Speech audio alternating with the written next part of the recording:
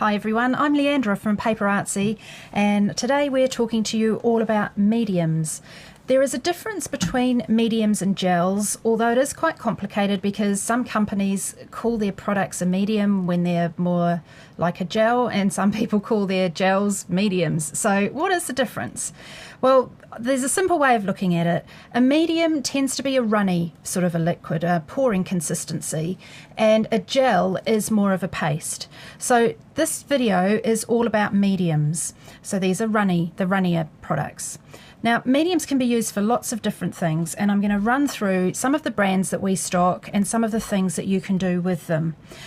We've got to show you today some products from Golden, which are glazing mediums, and we've also got obviously our glazes as well, which also are quite runny, so they can be used in a very similar way. So let's start off with the Golden products. This is something that I used many years ago when I first started doing altered books. What we would do is we would work with a book page like this, and we would put a little bit of gesso on the page and then apply the medium to the page.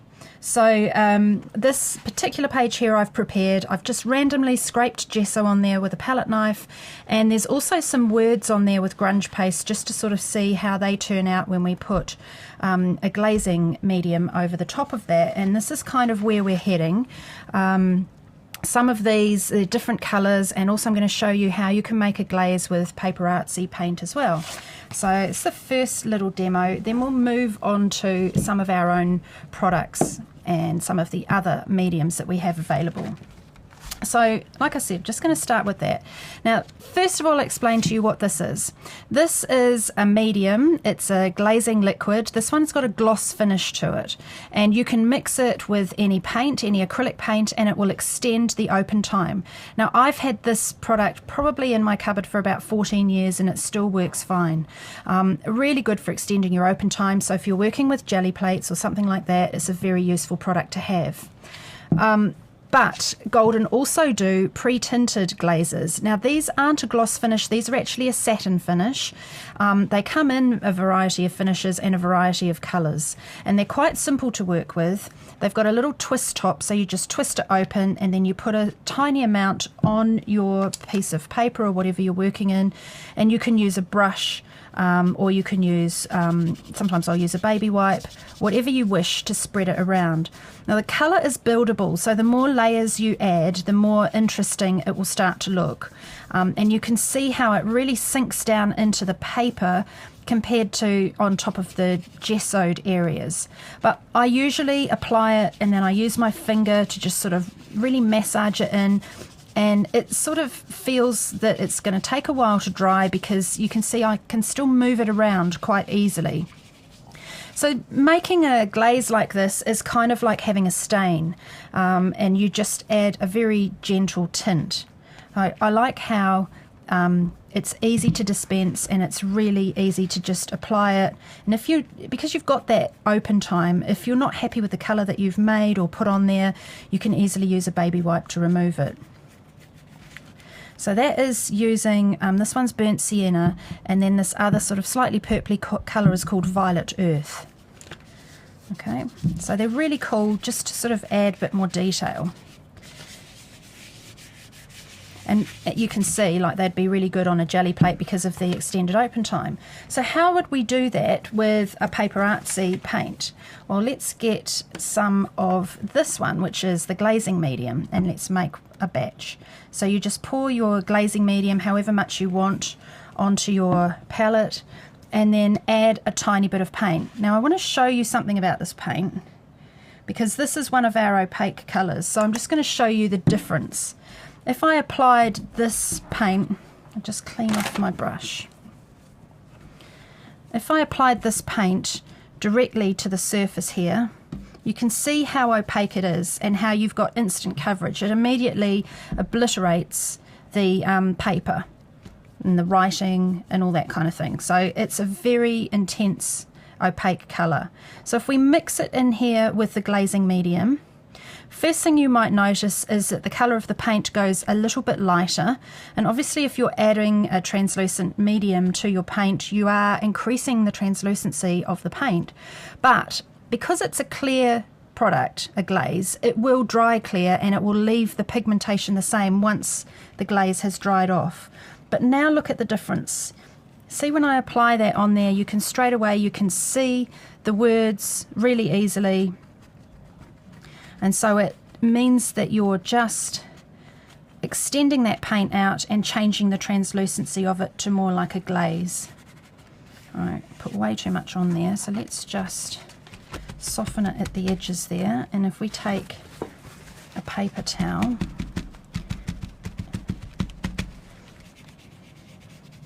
I always do it this way, where I sort of mix it with my fingers, dry little bits off, soften it through.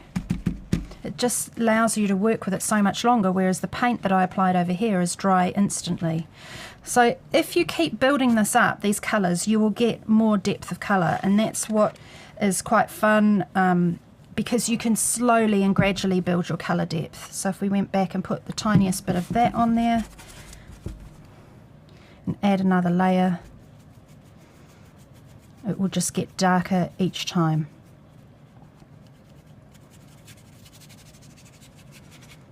So you've got a lot more control.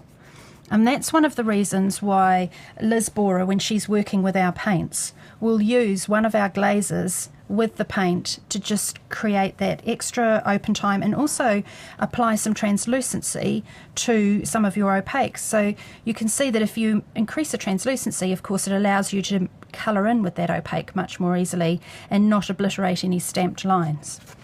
So I did the same thing on this sample here, but I also made a glaze from French roast. So you can see that all sorts of colours can be used quite easily.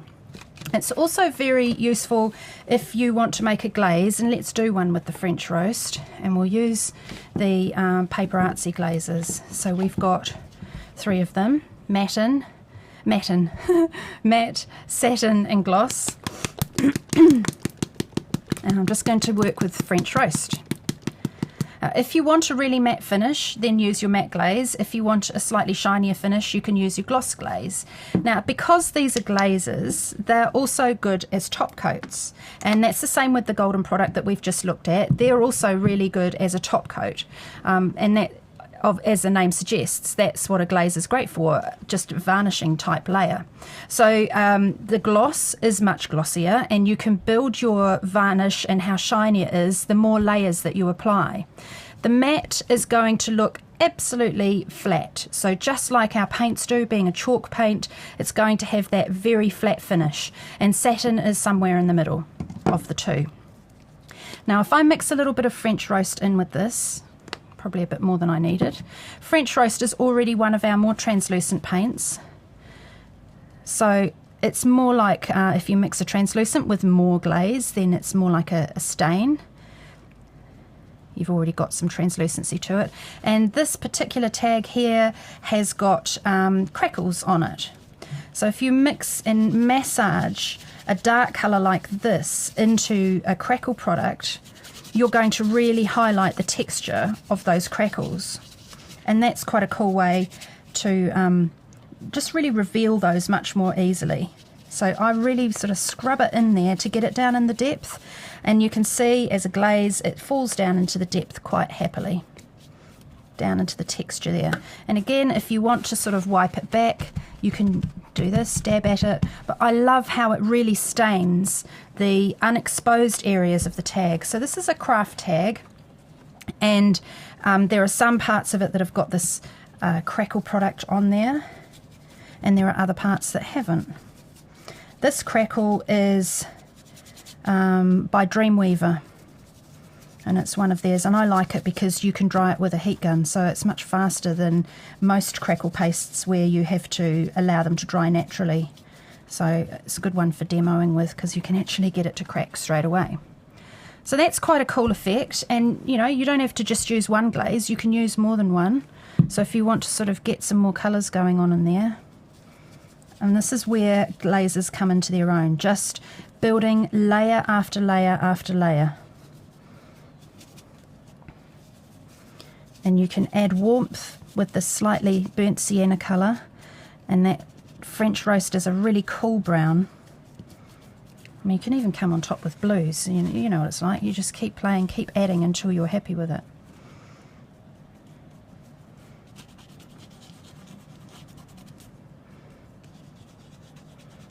Okay, so it's really nice. It's quite a different way to work with paint. So you've just got those nice translucency to it. Gives you all sorts of other things that you could play about with, and it gives you that longer open time.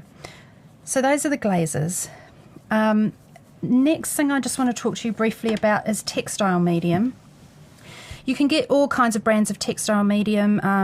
I usually just get it from Hobbycraft. They usually have about 6 different types on the shelf, and you mix this in with your paint and you make your paint then fabric friendly.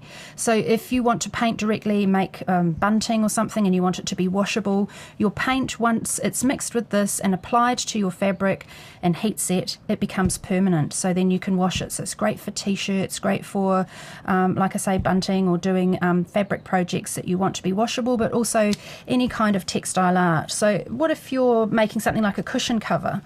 By using the Textile Medium, it means the paint won't sit stiffly on the fabric. It makes it much softer and pliable. So then it's a nice piece of fabric to actually work with. And of course you can sew through the paint and all those sorts of things. So you don't need to go out and buy a special fabric paint. You can use Textile Medium and mix it with your paint and create yourself a fabric paint that way. Just follow the instructions on the bottle. Usually you don't need very much of this. I would sort of say like 10% of this to 90% paint. You don't need very much on the whole in most of the products that I've used. Okay, so another one I want to talk to you about is Matte Medium. This is a golden product, and this is not a gel.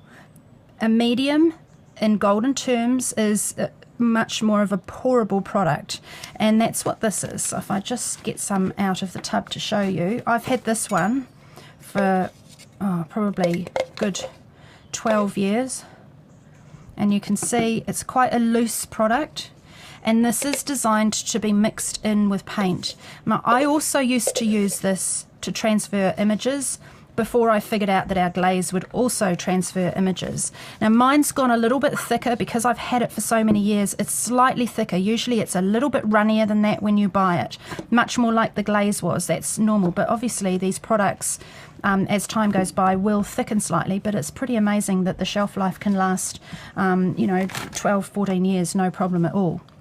So what is matte medium, and how does it differ from glazing liquid? Well, the glazing liquid is a gloss, and the matte and the glazing liquid is also a top coat because it's a glaze. Matte medium does all of those same things. It can increase translucency, you can mix it in with your paint, but it's not designed to be a top coat. It is designed to be mixed with other products. You can also mix it with your gels to make your gels looser. So if you have a heavy body gel that's really, really thick, then if you want a thinner gel, you can mix a bit of this with it and it will loosen it off and make it a much thinner product. That's a handy one to have around, but remember, it's a matte finish, it's not a gloss. So it's also used to mattify paints. If you have a glossy paint and you want it to be more matte, then you can apply this to it and it will dull down the paint. So it's another really handy product and increases translucency and all of that sort of thing. Now we've got another one coming that will be available online soon. I'm just waiting for the delivery to arrive, and it's called Polymer Medium. And polymer is the base that paints are made from. All acrylic paints are made from a polymer base, and the Polymer Medium is more of a gloss finish compared to the matte. So in effect they're very, very much the same product. Polymer is a more glossy finish and matte is the matte finish, but they're both mediums and they can be added to any other acrylic products. Okay, so that is those mediums. So here at paperArtsy we also have some specialty glazes, and one of them is our Crackle Glaze. We'll put the link below to our Crackle Glaze video here on YouTube, but it's just a very simple process and a really fast process. You start with a colour, and the colour goes on your tag or whatever you're working on first. You can do this onto wood, any other sort of surface, even on glass. And that's the colour that's going to show through the cracks. So you apply a layer of that paint first. Then you apply a coat of Crackle Glaze. Now the trick is you want that to be really thin. Most people think to get big cracks you want that coat to be thick, but you don't. A really nice thin coat, and I just apply it with a spatula or a palette knife and scrape off the excess and then dry that. You can use a heat gun to dry that layer, there's no problem with that. Then this third step is applying your top coat, and that's what you end up with. So let me show you how to apply the top coat. Pretty straightforward. You just get a puddle of paint, and you do want to be quite generous with your top coat. So load up your brush, and I tend to start at one end and just do sort of short strokes, work my way through. Don't go back over the areas that you've already done, and try and apply it as fast as you can, because there's a chemical reaction that happens between the glaze and the top coat of paint. And it's almost like the sensation of paint drying on the glaze is what starts the crackle process. So you need it to be thick, and you need to be thick enough that that the paint underneath has that sense of paint drying. And you can see it's already starting to happen. It's already starting to crack. So it's a very, very quick process, and that's why you don't want to go back over the areas that you started with, because you'll just fill in the cracks without even realizing it. Where the paint is thicker, so obviously if we're doing rows like I have, it sort of starts to overlap a little bit, and where the paint is thicker, that's where you get really thick cracks, and where the paint is applied in a much more thinner manner, you get fine cracks. So if you see down on the bottom of the tag here, you're starting to see develop really fine hair cracks because I had hardly any paint left on my brush.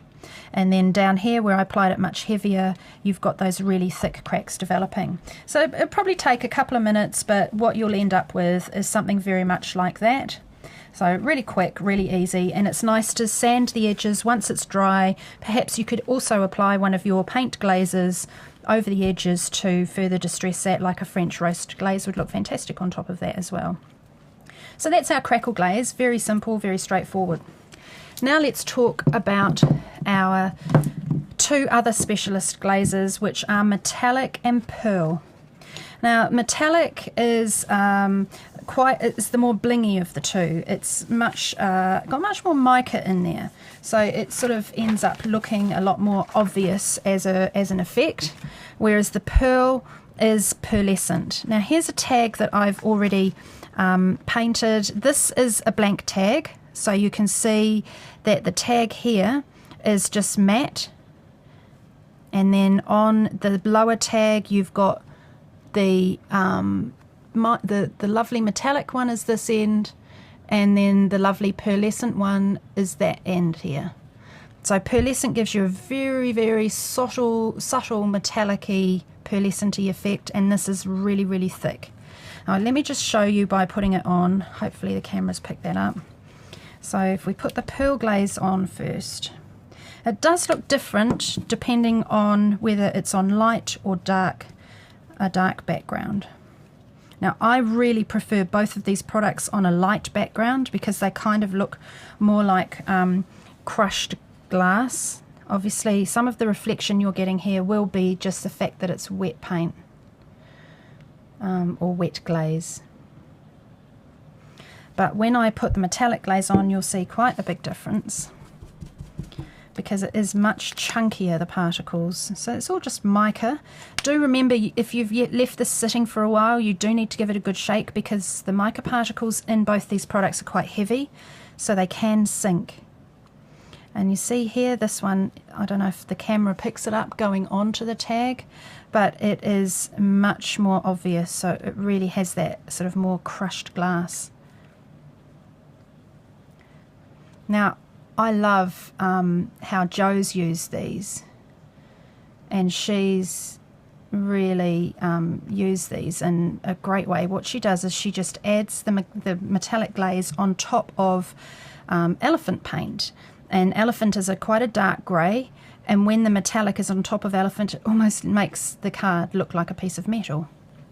So it is quite cool. Now, if that's too full on for you as far as the amount of particles in there, you could use a gloss glaze to thin it down. So just mix as much as you want, 50-50, 75-50, it doesn't matter, but it will thin out the particles in the glaze, thin out those mica particles, and so it's a lot less bling bling. So you can control the bling factor on those glazes. So there you have it. That's a short summary on mediums. Mediums, remember, are pourable additions, and you can use them on top of paint layers, or you can mix them into your paint layers. Do check back because we've got another video coming soon on gels.